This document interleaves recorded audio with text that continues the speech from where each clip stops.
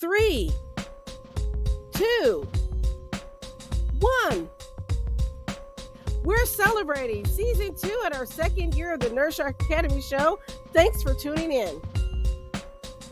Welcome to the Nurse Shark Academy show, a Baxter Professional Services production. Welcome to the Nurse Shark Academy show, where we're experts in nursing and experts in business. The Nurse Shark Academy show highlights nurse business owners and others in the healthcare field who promote entrepreneurship. We interview nurse leaders and encourage them to tell their story. My mission is for you to own your seat at the table of nurse entrepreneurship, gaining confidence, skills, and freedom to live your life on your own terms. You will dream big and expand your consciousness as an entrepreneur. Join us for each episode and support these wonderful nurse entrepreneurs and leaders. Today's guest is AHay, and this episode is how one nurse with a passion for creative writing and medical education became a nurse writer. Welcome to the Nurse Shark Academy show. I'm Tina Baxter, your host. The Nurse Shark Academy show highlights nurse business owners and others in the healthcare field who promote entrepreneurship. We interview nurse leaders and encourage them to tell their story. Today's guest is AHay, who's the owner of AHay Nursing. She's an experienced registered nurse with over a decade in many areas of both pediatric and adult oncology. Her passion for medical education has merged seamlessly with her personal long-time love of reading and creative writing. She also works as a freelance consultant for several established medical communications, pharmaceutical, and clinical education companies. Her work has been featured in print and online for many publications, including Oncology Nursing News, Very Well Healthcare, Cancer, and Targeted Oncology. We want to say welcome to the show, Ashley. Hi, Tina. Thanks for having me. Thanks for being here. So tell me about about your background. What made you decide to become a nurse? Yeah, well, my stepdad who raised me, he was a cancer survivor. He had osteosarcoma in his early 20s and became a right above the knee amputee really just before I was born.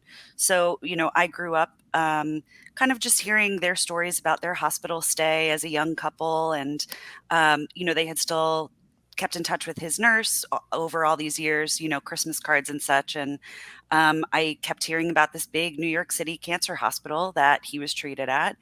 And, I had always kind of loved either babysitting or, working in anything with children, really. I just enjoyed it. And I realized that I could do that for children who had cancer. So that was my ultimate goal. I became a nurse pretty young. I started my first nursing job in adult inpatient oncology at that big cancer hospital in New York. And it was the week before my 21st birthday. So now I look back and they must have thought I was quite a baby. But I was really just so passionate about it. And then, fast forward throughout my career, I really just got my hands on everything that I could in oncology care, pediatric, adult, inpatient, outpatient, transfusions, bone marrow transplant, radiation, you name it. And I did it and I loved all of it. And then years later, I had really just been struggling all that time, but it kind of progressed. My chronic illness, I have some autoimmune and primary immune conditions that really just made the 12-hour shift and the emotional toll just really difficult to keep up and be a good nurse and provide my patients with good care when I was in so much pain or I was really sick. So I kept having to go out on disability, and at some point it really was just not manageable anymore.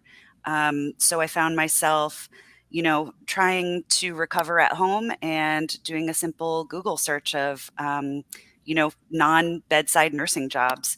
And I came across nurse writing and I fell in love really instantly. And ever since then, I have not gone back to bedside. I still miss it, and I have so much respect for everybody who does it. And we need you. But at the same time, I also think that if bedside isn't working for you anymore, there are a lot of options. And this is a wonderful field to increase your reach and educate patients and providers, just as you did at bedside, in a different way. I think that's wonderful that you're able to pivot, but I would like to go back to something because you mentioned, it became hard for you to work the 12-hour shifts. And it Mhm. just occurred to me that maybe one of the reasons why we have such staffing shortages in nursing is because we went to the 12-hour shift. It used to be an 8-hour shift, and we Mhm. had three shifts. You had morning, evening, and night shift. And now we've gone to the 12-hour shift. And I think it takes a big toll and wear and tear on our body because we know that 12 hours doesn't always mean 12 hours. Mhm. Sometimes it means 16, and occasionally it means 20. Mhm. And so I think that for nurses who have a disability or chronic illness, I think we could still use them if we would use them wisely and maybe give them a 6-hour shift instead of 12. Yeah, and I agree. I understand the original model of 12-hour shifts, right? And I've worked night, day, all over. And I understand the patient continuity aspect of it. I think it's important. But what I think is more important from a patient perspective and a nurse, I have the, I guess, good fortune of being both frequently, is that I would prefer to have maybe 3 nurses in a 24-hour period, so 8 hours each or even 6 hours each, who are fully present, are, well rested, they've eaten, they've been able to use the bathroom facilities. Like, 12-hour shifts don't always allow for that, especially when you add short staffing on top of it, and I think you're right, it does compound the issue. Many of my friends who, we're all none of us are getting any younger, and from mid 30s to mid 50s and above, 12-hour shifts are getting harder and harder for all of us. Um, Especially with the demands of patient care and the staffing shortages since COVID. So I do think that maybe we should challenge those norms and just encourage, I would really argue the point that 3 nurses in 24 hours are just as sufficient, if not better, and they're more well rested and able to better take care of their patients. So, at first, when I started struggling, I was full-time, 12-hour shifts, and, that can be really tough, and for the first 2 or 3 years of my career, I had to work night shift, which obviously is not ideal, and that really, I think, progressed my illness, a bit quicker than it would have. But, I wanted to pay my dues. I didn't wanna complain. I was young, and I didn't understand that disclosure of chronic illness was important and that there were ways that they could support me instead of penalizing me. But I didn't have anyone to talk to about it. I didn't feel comfortable. I thought maybe I would lose my job or be looked down upon or, be given a lesser assignment. And I think looking back that, there were definitely things available to me I just wasn't aware of. Um, but, as the years went by, I transitioned to, okay, maybe inpatient's a little too much. I'll go to outpatient. Um, and while that was a little bit less in terms of, how far you're walking, it still was a really long day. And some of the shifts, were 9:30 in the morning until 10 at night. And that's Mhm. exhausting. So then I ended up moving across the country and, completely changing jobs, full time again as a clinical research nurse. So a little bit more like kind of half desk job, half patient care.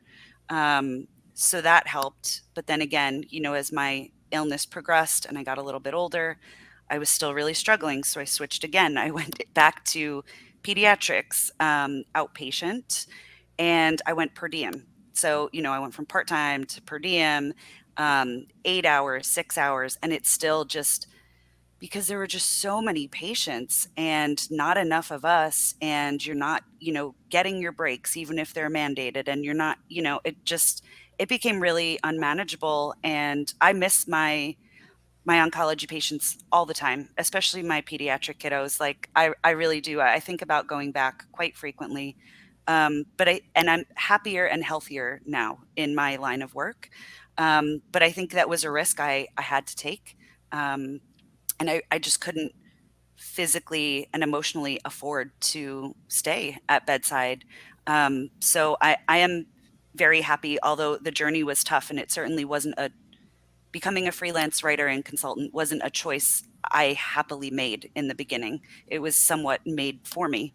But now, I kind of see the reason for all of it, and it ended up working out really, really well. And like I said, the most important thing to me, I've always been quite passionate about patient education, talking to caregivers in language that they can understand, and also educating my peers, providers and nurses, to provide great care. So I hope, that I'm doing that now, on kind of a bigger scale where more people can receive the education than maybe a one-to-one. And that's important. And I want nurses to hear this, and I want our listeners to hear this, because even though it was a change that you wanted to make, and it was a necessary change, you're still using your nursing talent. You're still using all those skills that you learned as a nurse, because you have to interpret all that medical jargon into everyday language. It's stuff that we do every day as nurses, right?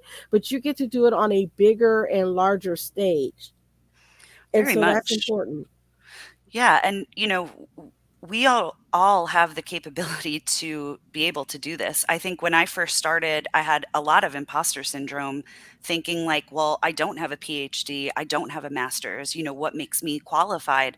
And truly what makes me qualified is what makes all of you qualified. If you've had a year as a nurse, you understand how to talk to patients. You understand how to take this very complex information that perhaps only, we understand, and be able to break it down into a tone and deliverable that the patients and the caregivers can then work with. So figuring out whether that's audio or perhaps it needs translation, or they like things in writing. It's just we do this every day, and now I'm just able to do it and work with other companies, to help them succeed in educating patients and providers. And I think that that's really important, and we've been underutilized in that field. I want to amplify our voices in this and say, yes, we are more than capable, we are more than qualified, and that's why I enjoy working with medical communications agencies, pharmaceutical companies, working on some of their marketing campaigns and saying, yeah, no, the same education that you give to physicians doesn't translate directly to nurses. Like, we wanna know about AEs, while they maybe wanna know about overall survival. We want the data on this. So, I think, there is an art to it, for sure, but we are all very qualified to be in this space, and I would love to see more of us in it. And so that begs the question, how did you find this niche? So really, I just started with a Google search. This is so true. I feel like I've told this story quite a few times, but it is the honest truth. I Googled like non bedside nursing jobs in a few different ways, and I saw like a lot of really cool options, but none of them really interested me, and none of them felt like the right space. And I came across this tiny article, from one of the original nurse writers that I know of, Beth Haynes. And it was just like an article about kind of what her life is like as a nurse writer. It wasn't anything big or crazy, and I just was fascinated. So I reached out to her and a few others that were in the industry, and I just asked some really targeted questions saying like, how do this is what I want to pursue. This is how I think I should get started. And they were lovely. I had a lot of really great mentors, in the beginning that helped me along. And then from there, it was really like kind of just trial and error, and just like working to get my name out there and show clients that I was qualified. And then once you take on a few projects, your work really starts to speak for itself. So I'm proud to say I've now built a really extensive portfolio, and I have a great track record, and I am very much specialized in oncology care across the board. So that's my favorite projects to work on.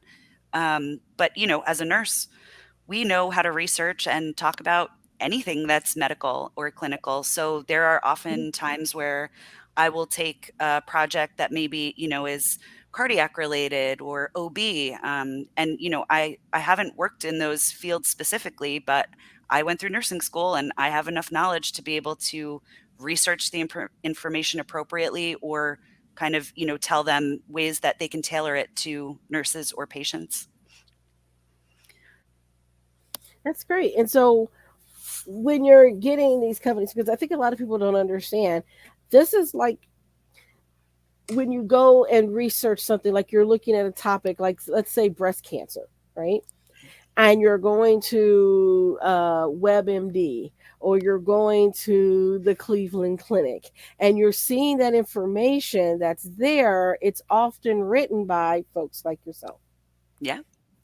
Yeah, I've worked with a number of organizations, websites, magazines, um, specific a few that you even mentioned actually, and it's pretty common that if you go to a lot of these sites, they will either have a byline that's by a nurse or oftentimes too, we ghostwrite a lot of things for physicians.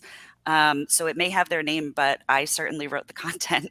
Um, which, I think, there's mixed feelings about that.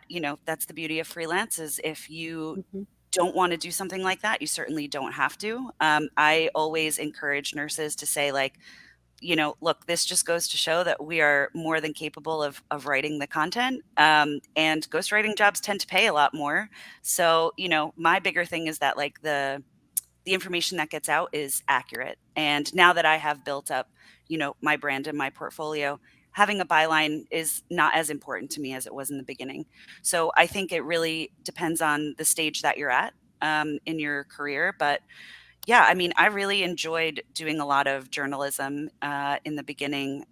Specifically, like one of my favorites, I worked with the American Cancer Society for quite a while, and I just enjoyed every piece that I worked on with them, whether it was, updating it and checking the references to make sure that they're still accurate because things change so quickly in oncology, or writing a piece from scratch, maybe about, for one of my clients, it was for patients, like how to manage your chemo curls, and it's just like little tips and tricks for patients who are dealing with a new texture of their hair after chemo. Ah, Um, okay. yeah, and it's stuff like that, that I loved teaching it in person, and now I hope that people on the other end of the screen, in some way or another can kind of feel that TLC come through in my education. Yeah. And so with your company now that you've gotten your own brand, your own company, um, how would somebody get a hold of you to work with you? Yeah, I would love that. My website is AHay, like my name, AHay, nursing.com. And my social is the same, AHay Nursing. Okay, great. So that's if there's people that need your services. But let's say some nurses want to figure out how to get into the business. Do Mhm. you have any coaching programs or anything that you have developed for them? Yeah, it's funny. I've been asked that quite a bit over the last few years, as I've kind of moved more towards consulting roles, and it's so it's so sweet to me that now I'm in this position that other nurses reach out to me frequently in email or LinkedIn or Instagram and say, "God, I love what you're doing. I'm so interested to maybe, only go per diem and write on the side, or I'm interested in fully jumping in. How can I do what you do? Do you offer coaching services?" And truly, I have never. There's quite a few of us out there now that are doing coaching. I can't say that that's something I am interested in for my brand, but I am always happy to help, novice nurses in this arena, because I was green not too long ago here. So I'm always happy to answer emails. You can always message me directly. My email's on the website, LinkedIn, and I'm happy to help. I'm also happy to make connections. I like sharing referrals too. So, for example, like if you have an oncology client and you're not comfortable writing about that, send them to me, and then when I get whatever an orthopedic project, If that's your specialty, I can send it your way. But there are a number of coaching platforms and services out there right now. I've worked with a few of them, and I think that they're really great. They have been in this industry for a while, and they're really able to help you with something that I could never do. That they have this team of experts, which I think is much more valuable, and that's another reason why I kind of haven't really pursued coaching much. I think that more heads together will help you in business than just what I did, because certainly what I did might not be the right thing for everyone. My journey has been different, I think, than a lot of other freelancers, and it keeps changing. So it's exciting. But I'm going to say though, I think that you have a story to tell, and maybe how you did it may resonate with someone. And so, a workshop, even just for newbies to know what correct questions to ask, Right. might be beneficial, just to kind of look at the process. Mhm. How do you choose a topic? How do you research a topic? These are things that people want to know, and you could possibly even put that into your book or something. Yes, I know. Gosh, I've been working on the same book for quite a while, and the problem is, it was 75% written, and now a few years have gone by, and I think like, "Ooh, I wanna change the whole format and do it completely different," you know? So, it's one of those working babies that I have kind of hanging around, but I just really I need to connect with a good publisher. I think who understands me and kind of my vision and how I want to help other nurses too. So if anybody's interested in a workshop like Tina mentioned, or chat about the book, reach out and let's collaborate. I'd love to do something, especially with another nurse or healthcare provider. Yeah, and that's great. I mean, there's something we could also, do something together. I'm putting together a an event for nurses on the legal side Hmm. and finance. We're going to do something for that coming up. So that's in the works with two other individuals. One's a nurse and the other's a social worker. And we're putting together something for nurses just on that issue. But certainly a nurse writing program workshop, I think would go very well, and that would then add to your portfolio and credibility to say, I can teach you my system, my way of doing it. Because your way of doing it may be different from somebody else's. Like I've taken writing courses from other people, right? Yep. So your way of doing it may be different, but that's okay, Yeah. right? Yeah. Yeah, And I do think, too, even, hopefully reaching other nurses with chronic illness too. I mean, our field is comprised of a lot of females, and we know that a lot of females are affected with autoimmune issues and other chronic illness and disabilities. Um, so, if that speaks to you too, I'm always just happy to, help another nurse out, and just kind of even if it just gives you a thought as to another avenue of something you can do. I know for me, it was really healing while I was on disability for that last time, when I had finally left bedside. And I just started writing articles. I didn't have a client at the time. I didn't, even have a website or a company. But I just started really writing as like, just a day in the life of a nurse. Or I think my first article was something called like a nurse's sacrifice. And it was just kind of all the things that we give as a nurse, yes, that, you have to be mindful of how much it takes from you. And I think frequently we cross the line as nurses, and we we give. I don't want to say too much of ourselves, but at a cost to us, right, and eventually, the cost was too great. Like I went physically bankrupt. So it's just really important to me that other nurses know that there are other options, and still staying within our field. We all work so hard through nursing school, and to get our pass our boards and get our jobs and get our experience, that I didn't want to leave that behind. And I'm really proud that I was able to kind of just mold a different career out of the same, path. Just kind of a little sidestep. So You're doing nursing, it just looks differently. yeah, it really does. And my mantra has always been leave your job, but don't leave your profession, right? You Hmm. worked hard to become a nurse. And maybe you can't do the same job that you were doing. I certainly could not do the same job I was doing. I started out as a CNA, and within 2 years, I already knew I can't do this for the rest of my life.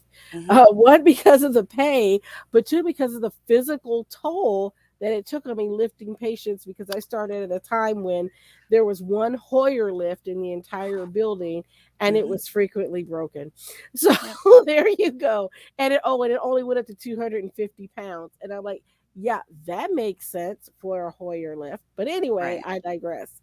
Yeah. Um, You just and brought so, back a flashback of, like, trying to find the bladder scanner, which there's, like, one that exists in the whole hospital, and nobody can ever find it. It's a whole thing, so yep, it's a whole thing. Yep, mhm. yep. It's always something like that. And so that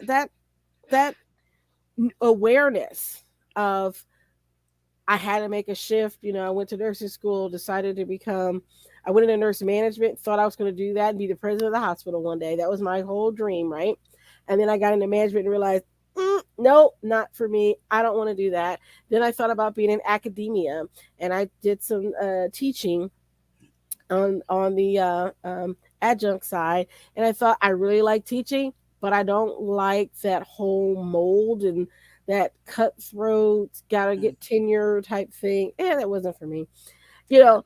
And so I think for a lot of us nurses that maybe not fit the mold that everybody has for us, right? That whole you have to do your med surge and you have to stay on tasks for that, and all that.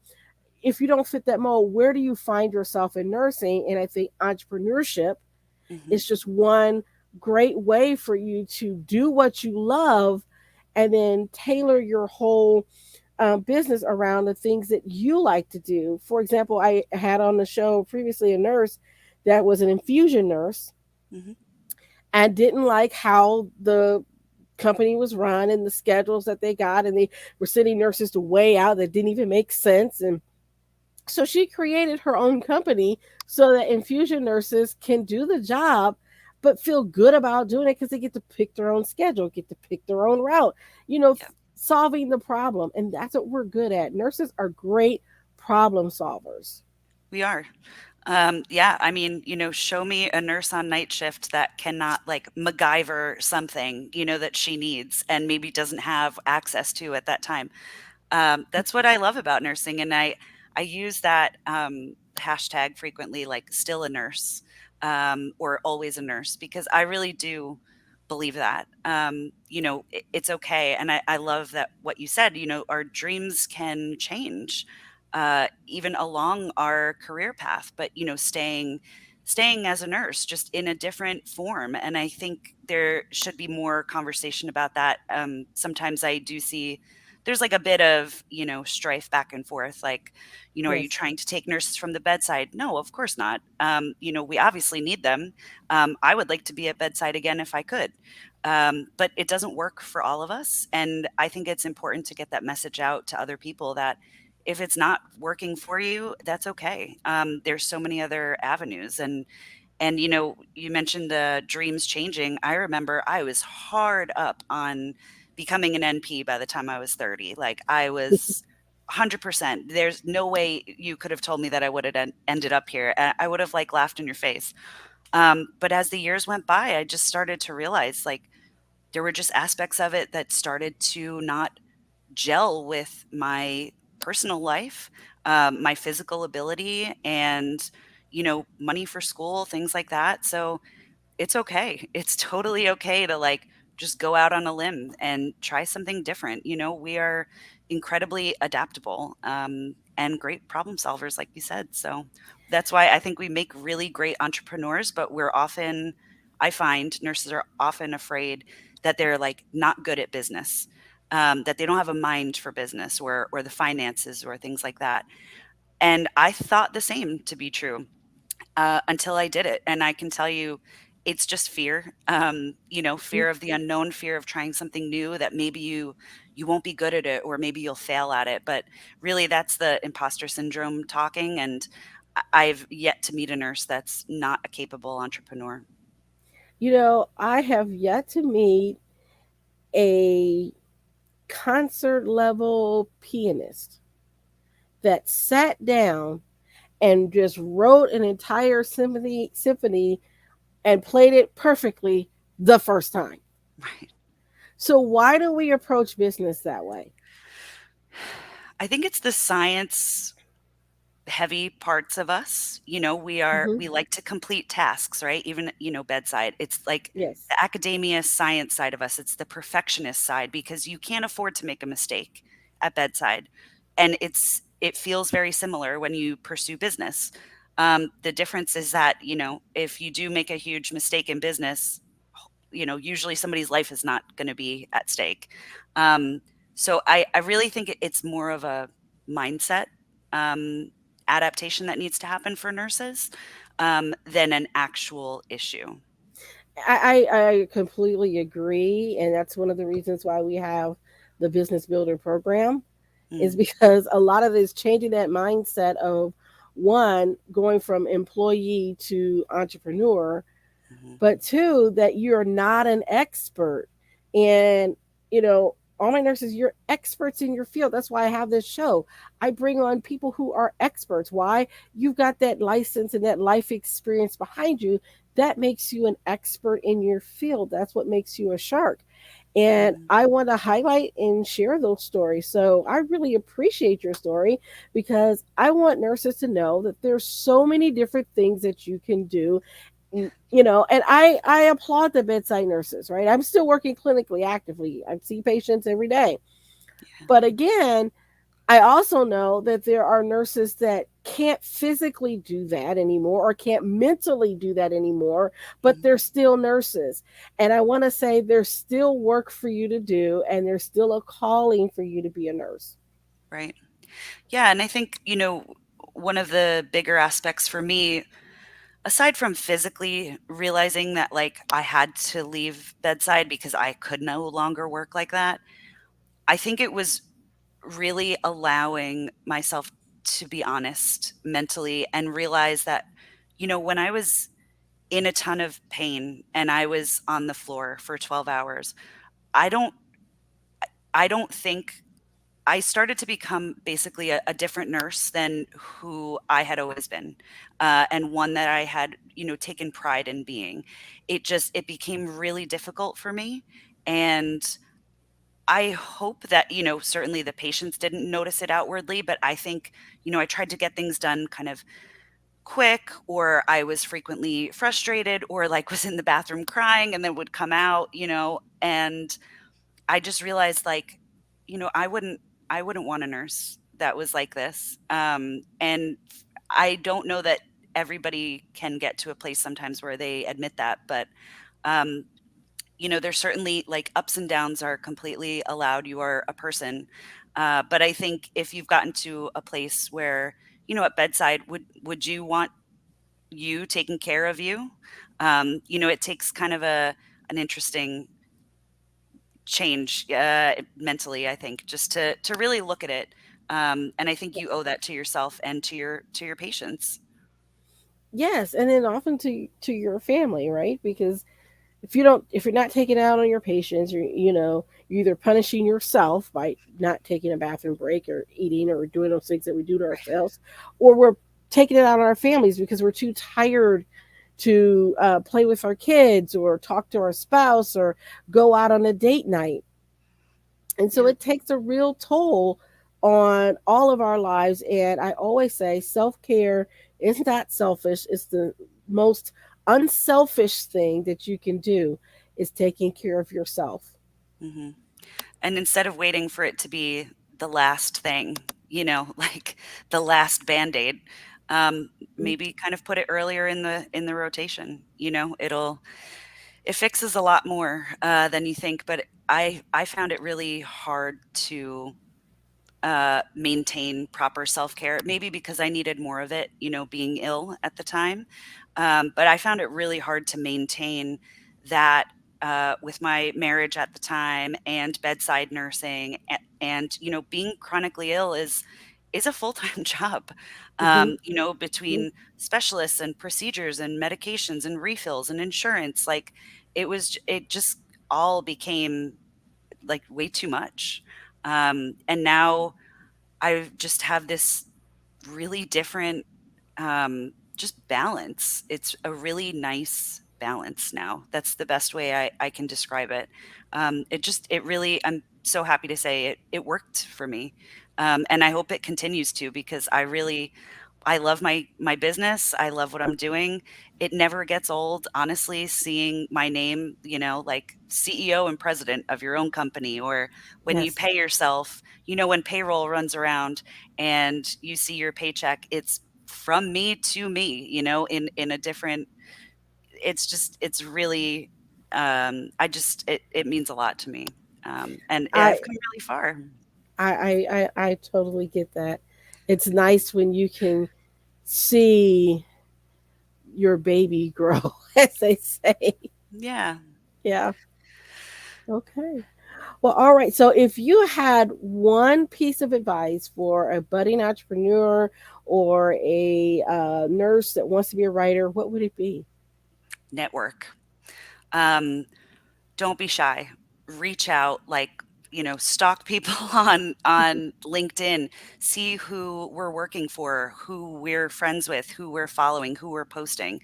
Um, that was the greatest way that I got traction very quickly, and was able to have a really successful first year of my business, was because I sought out mentorship from people that I admired doing what I wanted to do. So I think that's important. Just don't be shy. I think sometimes people are like, I know you're busy, or, oh, I'm not really sure of my questions yet. Just come up with a list of a few targeted questions, and most of us are more than happy to help each other out. So agree. So agree. Well, I want to thank you for your time. And I know it's dinner time where you are, and it's dinner time where I am. And so I want to thank you for showing up tonight. And so, for our listeners, if you want to uh, get in touch with her, don't forget that you can go to her website or check her out on Instagram at AHay Nursing, and then you can certainly get a hold of her. Thanks for tuning in to the Nurse Shark Academy show. If you're watching us on YouTube, don't forget to like, subscribe, and comment. If you are listening to us on Podbean or wherever you get your podcast, Spotify, Apple, etc., leave us a comment and smash that subscribe button. Thanks for tuning in, and we'll see you next time. My mission is for you to own your seat at the table of nurse entrepreneurship, gaining confidence, skills, and freedom to live your life on your own terms. I specialize in working with nurses and other health professionals who want to reduce burnout, pessimism, and compassion fatigue. So you can become a successful entrepreneur to reclaim the love you have for your profession and to create a fulfilling and prosperous life. Join the Nurse Shark Academy at thenurseSharkAcademy.biz and come feel the sun, providing a clear path for business success. Thank you for listening to the Nurse Shark Academy show wherever you get your podcasts or watching us on YouTube. Don't forget to like and subscribe, and don't forget to hit the notification bell so that you'll know when all of our episodes come out. If you want further information, you can contact us on the NurseSharkAcademy.biz.